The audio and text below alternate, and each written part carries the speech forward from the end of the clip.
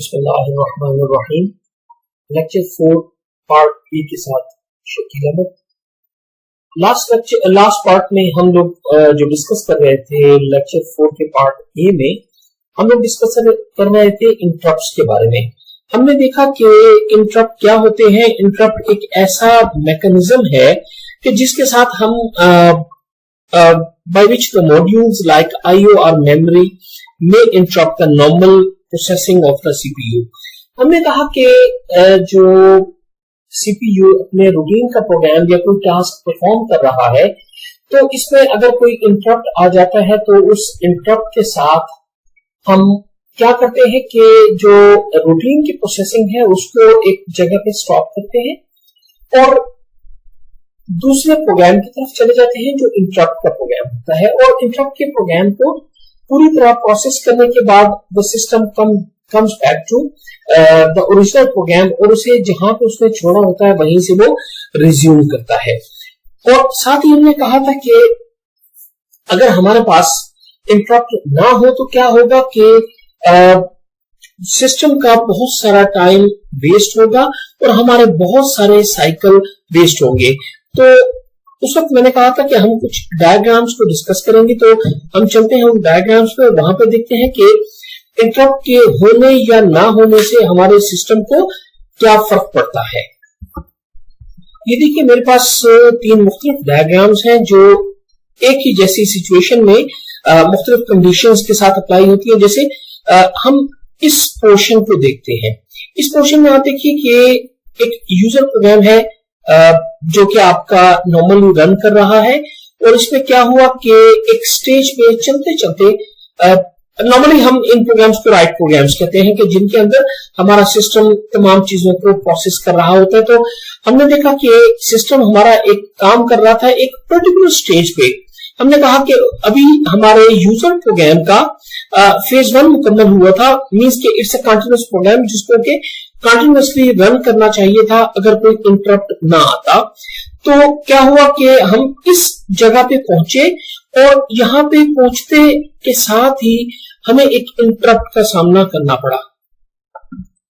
हमें यहाँ पे एक इंटरप्ट का सामना करना पड़ा और हमारे सिस्टम ने अपनी नॉर्मल एग्जीक्यूशन वो कर रहा था। ये कर्सर पे थोड़ी नजर रखेंगे आप कि नॉर्मल एग्जीक्यूशन कर रहा था और जैसे ही एक इंटरप्ट आया तो उसमें एक आईओ प्रोग्राम की तरफ से, फर्स्ट कीजिए कि एक इनपुट सिस्टम की तरफ से कोई की प्रेस की गई और कोई इंटरप्ट आया तो इसे क्या किया कि तमाम काम छोड़ के ये इंटरप्ट पे चला गया और उसकी पूरी प्रोसेसिंग, उसमें हमने कहा कि पहले उस प्रोग्राम पे जाएगा, प्रोग्राम में फिर वो जो कमांड होगी उसे लेगा, उसे एग्जीक्यूट करेगा। As soon as that program is ended it will come back to the normal stage, right. और यहाँ पे ये आया और इसने जहां पे प्रोसेसिंग यूजर प्रोग्राम को छोड़ा था वहां से इसने दोबारा एग्जीक्यूशन करना शुरू कर दी। और ये बात ध्यान में रखिए कि जब भी हम कहते हैं कि कोई कमांड या इंस्ट्रक्शन एग्जीक्यूट हो रही है तो उसका फेचिंग और एग्जीक्यूशन का प्रोसेस एग्जैक्टली वही चल रहा होता है और वही साइकिल होता है। दरम्यान में एक चीज जो हमने बोलते हुए जानबूझ के स्किप कर रहे थे वो ये थी कि पहले फेच होगा, उसके बाद डिकोड होगा और फिर एग्जीक्यूट होगा। लेकिन जो मेजर प्रोसेस है हम उन्हें फेच और एग्जीक्यूट ही कहते हैं। तो क्या हुआ कि उसने दोबारा जहां पे छोड़ा था वहीं से ही उसने इस अपने प्रोग्राम को एग्जीक्यूट करना शुरू कर दिया और ये राइट प्रोग्राम जो था ये फेज 2 उसका मुकम्मल हुआ और यहाँ पे एक और आईओ इंटरप्ट आया तो इसमें आईओ इंटरप्ट की तरफ गया और ये प्रोग्राम अंटिल ये पूरा एग्जीक्यूट हुआ तो दरमियान में ये फिर वापस आया और इसने बाकी का प्रोग्राम को एग्जीक्यूट किया, राइट। तो हम ये यहां तक ये प्रोग्राम पूरा एग्जीक्यूट हुआ जो कि एक प्रोग्राम था जो कि 3 फेजेस में तकसीम हुआ, 1, 2 और 3 में। क्या हुआ कि 1 एक ऐसा फेज था जहां किसी एक पर्टिकुलर स्टेज पे उसे एक इंटरप्ट मिला, उसके बाद एक दूसरा इंटरप्ट मिला और फिर उसके बाद एक तीसरा जो है वो फेज के साथ ही उसने अपना काम मुकम्मल कर लिया।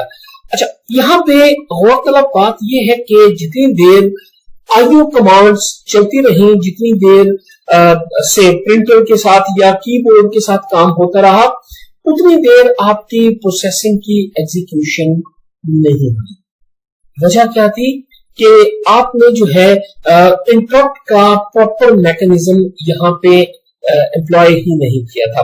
तो हमने कल जब बात कर रहे थे, जब हम पिछले पार्ट में, तो हमने ये कहा कि इंटरप्ट का हमें एडवांटेज है।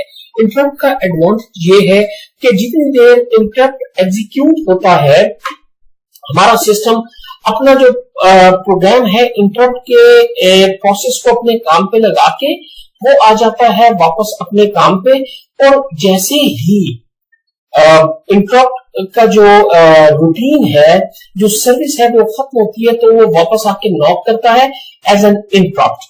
वो दोबारा आके नॉक करता है कि जी मैंने अपना काम मुकम्मल कर लिया है, लिहाजा उसे अटेंड करने के बाद सिस्टम वापस अपने इंटरप्ट के अपने रूटीन के प्रोसेस पे आ जाता है। हमें यहाँ पे थोड़ा सा इसे गौर से देखिए कि यहाँ पे एक लगभग वही सूरत हाल है, लेकिन अब देखिए कि हमारे पास जो हमारे सीपीयू के साइकिल्स हैं, जो सीपीयू की जो टाइम है वो जाया नहीं होगा। आप देखिए कि यहाँ पे एक यूजर प्रोग्राम चल रहा था और हमारी इंस्ट्रक्शन जो थी वो फेच और एग्जीक्यूशन के प्रोसेस से, फेच डिकोड और एग्जीक्यूशन के प्रोसेस से यहाँ गुजर रही थी। एज सून एज के इस स्टेज पे एक इंटरप्ट आया, राइट। इंटरप्ट पे सिस्टम गया इंटरप्ट की तरफ और उसकी एक छोटी सी इनिशियल प्रिपरेशन की और वापस आ गया अपने काम की तरफ, राइट।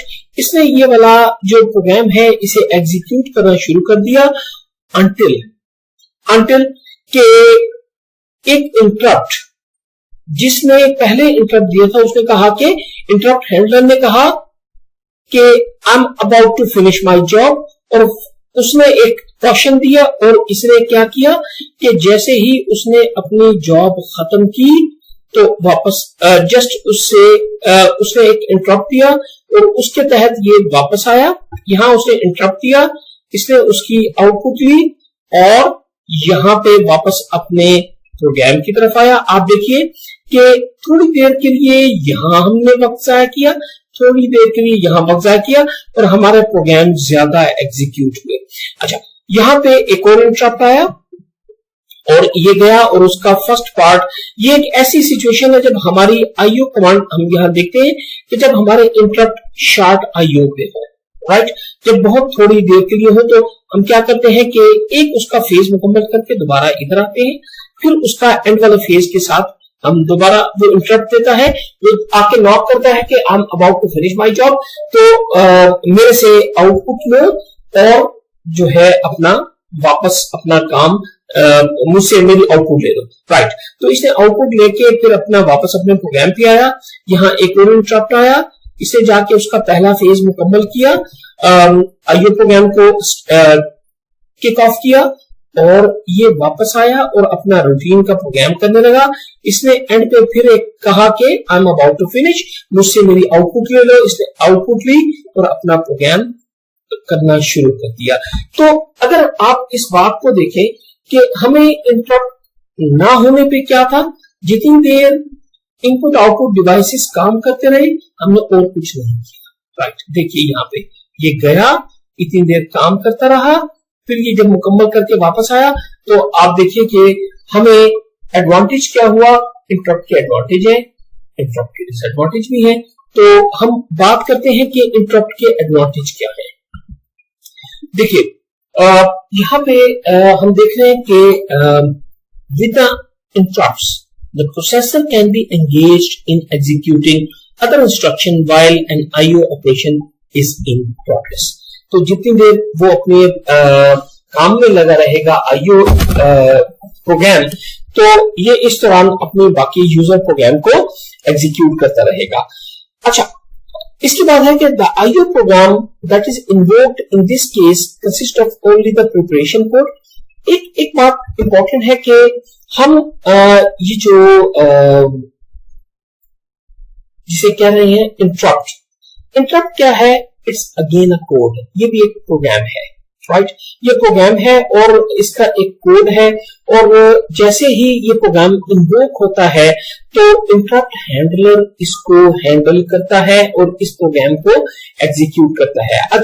अब इसको जब एग्जीक्यूट किया जाता है तो एग्जीक्यूशन में अगर हमने इंटरप्ट प्रॉपरली नहीं डिफाइन किए हुए, इंटरप्ट हैंडलिंग नहीं डिफाइन की हुई, तो तब तो इंटरप्ट का प्रोग्राम पूरा एग्जीक्यूट होगा और वो फिर आएगा अपनी नॉर्मल रूटीन पे। लेकिन अगर हमने उसके अंदर इंटरप्ट रखे हुए हैं तो क्या होगा कि इंटरप्ट को इन्वोक करने के बाद ये क्या करेगा कि अपने काम पे वापस आ जाएगा और जो साइड में पैरेलल दूसरा काम जो आईओ डिवाइस है वो करता रहेगा, और उसके बाद वो दोबारा जाके एक इंटरप्ट देगा कि I have finished my job. बजाय इसके कि तुम मुझे वॉच करो कि मैं अपना काम कर रहा हूं या नहीं, मैं तुम्हें अपना काम आईओ डिवाइस के तरह मुकम्मल करके तुम्हें फिर नॉक करूंगा और तुम जस्ट मुझसे मेरी आउटपुट ले लो। अब इंपॉर्टेंट ये है कि इंटरप्ट का फायदा तो हमें है, लेकिन क्या कोई इसका डिसएडवांटेज भी है? यस, इसका डिसएडवांटेज भी है। जब आप इंटरप्ट को इन्वोक करते हैं तो आप कुछ कॉम्प्लिकेशंस भी ऐड करते हैं। कॉम्प्लिकेशंस क्या है?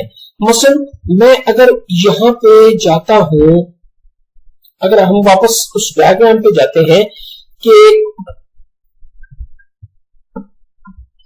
फर्स्ट कीजिए कि मैं इस स्टेज पे था और इंटरप्ट को इन्वोक किया गया, तो यहां पे मैं इंटरप्ट पे तो चला गया, but what happened to this program? What happened to this program? क्या होगा कि हम एक लफ्ज इस्तेमाल करते हैं, मैं नीचे आपको दिखाता हूं। हम वो लफ्ज इस्तेमाल करते हैं कॉन्टेक्स्ट का, हम लफ्ज इस्तेमाल करते हैं कॉन्टेक्स्ट का। कॉन्टेक्स्ट ये है कि जस्ट लाइक के जहां पे आपका प्रोग्राम था उसका आप एक स्नैपशॉट ले लेते हैं। आप देखिए, थोड़ा गौर करें कि जब आपका एक इंस्ट्रक्शन है वो फेच हुई और वो एग्जीक्यूट हुई, राइट। एक इंस्ट्रक्शन है वो फेच हुई और वो एग्जीक्यूट हुई। जब एक इंस्ट्रक्शन फेच होती है और एग्जीक्यूट होती है तो definitely you know it very well कि उसके अंदर प्रोग्राम काउंटर भी काम कर रहा होता है, उसके अंदर इंस्ट्रक्शन रजिस्टर भी काम कर रहा होता है, और उसके अंदर बाकी के रजिस्टर जिनके अंदर वैल्यू होती है या एक्यूमुलेटर जो है कुछ वैल्यूज को होल्ड कर रहा होता है। और आपने एक बात और क्लैरिफाई करके मैं इस बात को एक्सप्लेन करता हूं। बात यह है कि जो इंस्ट्रक्शन चल रही होती है वो इंस्ट्रक्शन जब तक पूरी एग्जीक्यूट नहीं हो जाती तब तक हम इंटरप्ट की तरफ देखते भी नहीं हैं। इंटरप्ट उसके बाद हम अपने पास जो है उसको हैंडल करना शुरू करते हैं। तो इंटरप्ट जो है उसके अंदर हम क्या करते हैं कि जो हमारी इंस्ट्रक्शन चल रही थी, अब देखिए वो प्रोग्राम का हिस्सा है और उसने आगे उससे अगली इंस्ट्रक्शन के साथ उसका कोई ताल्लुक जुड़ा हुआ है। हमने उस ताल्लुक को तोड़े बगैर दरमियान में एक और काम करके इंटरप्ट को हैंडल करके वापस अपने काम पे आना है। ठीक है, जैसे कि आप कोई काम कर रहे हो और दरमियान में आके कोई आपको इंटरप्ट करे तो आप उसकी पूरी बात सुनने के बाद वापस अपने काम को रिज्यूम करते हैं। तो एग्जैक्टली इसी तरह जब उसे अपनी एक इंस्ट्रक्शन फेच की है, इस दौरान इंटरप्ट आया लेकिन वो उसको एग्जीक्यूट करेगा। एग्जीक्यूट करने के बाद इसकी जो सारी आउटपुट है और जो सारा इसका स्टेटस है इसका एक स्नैपशॉट लेके तो स्टोर कर लिया जाएगा।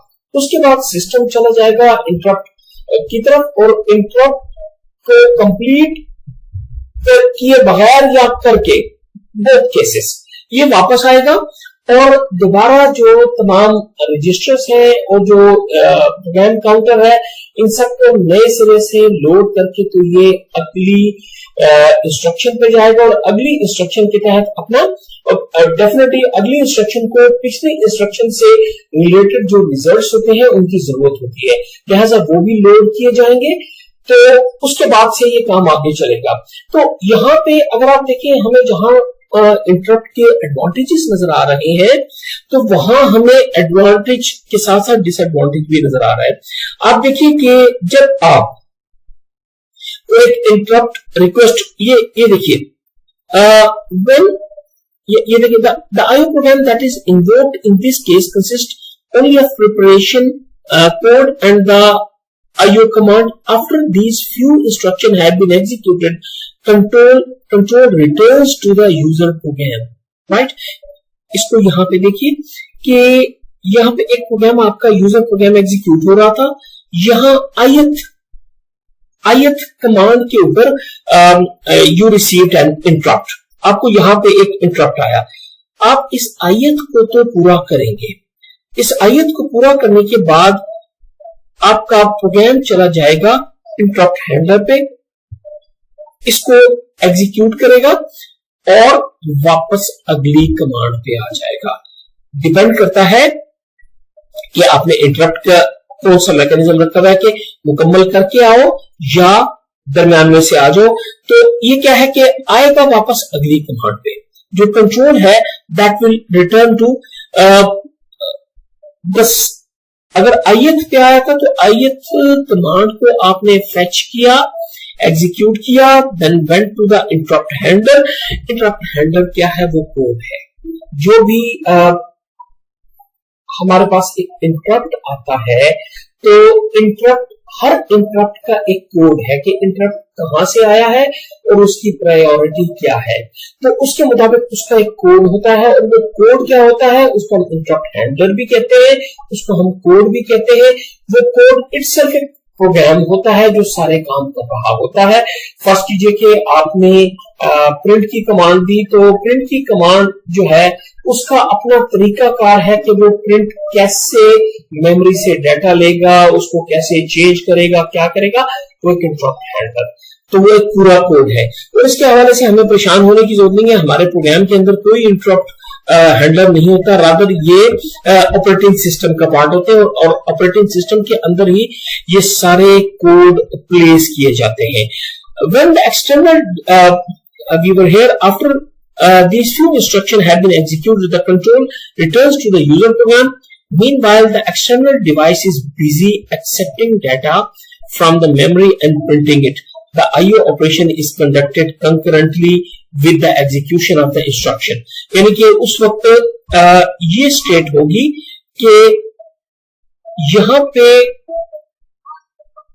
प्रिंटिंग भी हो रही है और यहाँ पे आपका प्रोग्राम भी एग्जीक्यूट कर रहा है, यानी कि दोनों काम कंकरेंटली या इकट्ठे, राइट, इकट्ठे हो रहे होंगे एक दूसरे के साइड बाय साइड।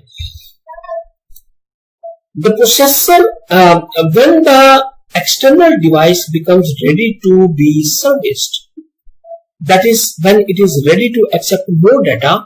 आप देखिए यहाँ पे ये सिचुएशन कि आपने एक यहाँ पे एक इंटरप्ट वो गया, उसको थोड़ा सा अरेंज करके आया, फिर आके वापस अपना प्रोग्राम करने लगा। अब इक्विपमेंट इज सर्विस्ड, उसने कहा कि मुझे और डाटा चाहिए, एक और उसने इंटरप्ट दिया, उसने वो डाटा दिया, वापस अपने काम पे आ गया एंड सो ऑन।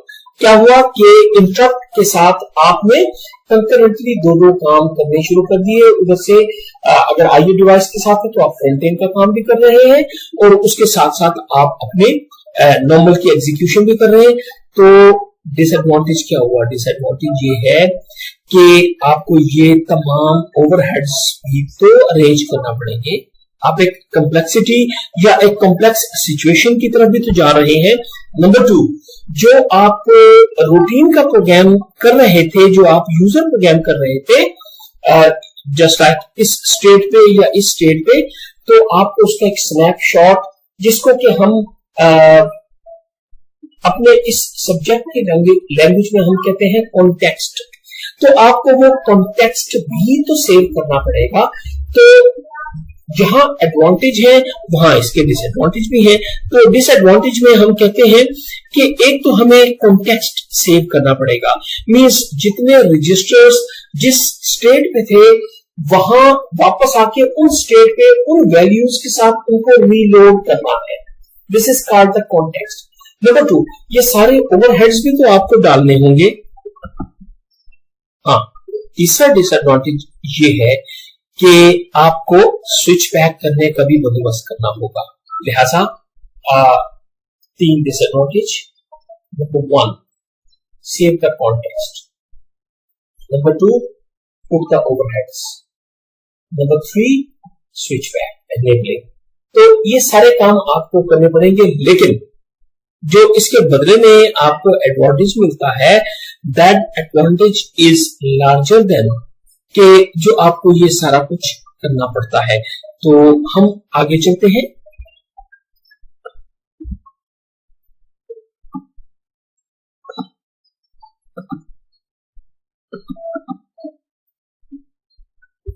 यहां पे देखिए, thus the user program does not have to contain any special code to accommodate the interrupts. The processor and the operating systems are responsible for suspending the user program and then resuming it at the same point. तो ये जो है आपको इस हवाले से परेशान होने की जरूरत नहीं है कि ये प्रोग्राम आपको अपने प्रोग्राम के अंदर शामिल करना होगा कि इंटरप्ट हैंडलिंग कैसे होगी। इंटरप्ट हैंडलिंग का पूरा जो बंदोबस्त है वो ऑपरेटिंग सिस्टम के अंदर होगा। अब हम चलते हैं कि अगर हमारा इंटरप्ट साइकिल कैसे होगा। अगर आप यहाँ पे मैं पहले एक पुरानी डायग्राम दिखाने के बाद इस पे वापस आता हूं। आप देखिए कि इस डायग्राम में अगर आप देखें तो आपको नजर आ रहा है कि एक कमांड जो चल रही होती है तो उसका फेच साइकिल है, उसका एग्जीक्यूट साइकिल है, राइट। ये तो है एक ऐसी सिचुएशन में जब किसी किस्म का कोई इंटरप्ट नहीं आया, राइट। और अब हम चलते हैं उस सिचुएशन में जब हमारे प्रोग्राम के अंदर कोई इंटरप्ट आ जाता है तो हमारा इंटरप्ट साइकिल किस तरह से बनेगा। अब देखिए कि जो कमांड चल रही थी वो फेच हुई, वो एग्जीक्यूट हुई, और यहां पे अगर इंटरप्ट इनेबल्ड था तो फेच और एग्जीक्यूट के बाद फिर ये जाएगा इंटरप्ट साइकिल पे। जैसे मैंने पहले ही कहा कि इंटरप्ट जो है उससे जो आपकी करंटली एग्जीक्यूट हो रही होती है इंस्ट्रक्शन, उसका काम एग्जीक्यूट करने के बाद, मुकम्मल करने के बाद वो आएगा इंटरप्ट के ऊपर। ऐसा नहीं है कि अगर एक इंटरप्ट आया तो जो कमांड दरम्यान में थी उसे वहीं छोड़ा। अगर आप इसे और से देखिए तो अगर आप इस पोर्शन को इग्नोर करें तो ये एग्जैक्टली वही पुरानी डायग्राम है। स्टार्ट हुआ, fetch next instruction, execute and then repeat and repeat. लेकिन अगर ऐसा है कि इसके अंदर इंटरप्शन डिसेबल्ड है, अगर इंटरप्ट डिसेबल है तो फिर क्या करेगा, ये अगली कमांड पे चला जाएगा। अगली कमांड पे ये देखेगा भी नहीं कि किसी किस्म का कोई इंटरप्ट आया है।